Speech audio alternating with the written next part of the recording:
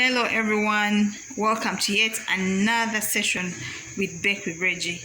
Today we're going to make a simple bread loaf, and for this we're going to need 3 cups of flour, 2 teaspoons of active yeast, dry active yeast, a cup of sugar and a pinch of salt or a teaspoon of salt depending on your preferences, a cup and a quarter of lukewarm water.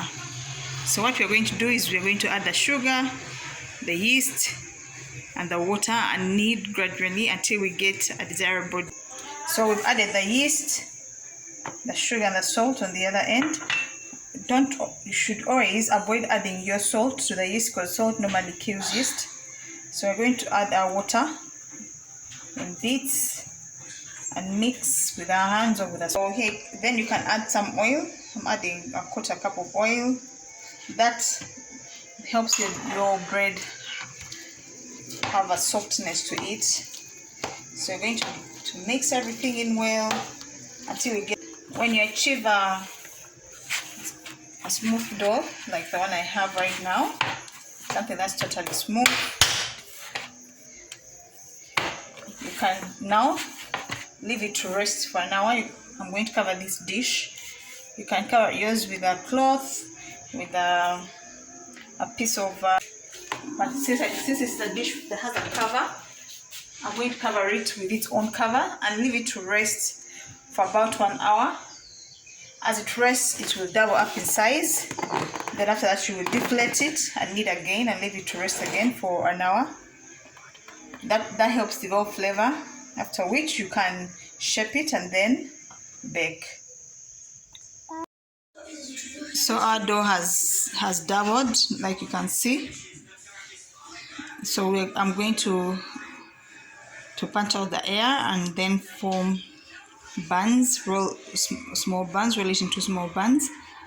To my dough this time I want to add raisins because why not? Like this. So after kneading your dough, after your second knead, you may want to give it bread, your loaf. This is how you shape it. You're going to stretch it. Sometimes if the dough is sticky, you may need to add some flour so you can be able to work with it, so you can be able to stretch it.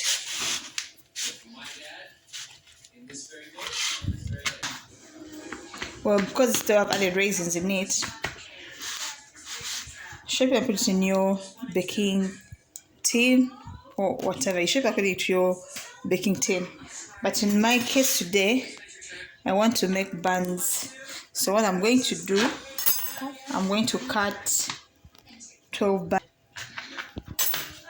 Get your dough. If it's still sticky, put some flour, pull it out inwards like this, and then roll the bottom part in your palm. That's one way to do it. The other way to do it is get your dough, you flour surface, a working surface, and give it a round shape like this, and then roll it until it gives you a nice shape. Really, it's all up to you what method you want to use. Now that I've finished rolling my buns, I've placed them on a baking tray lined with foil.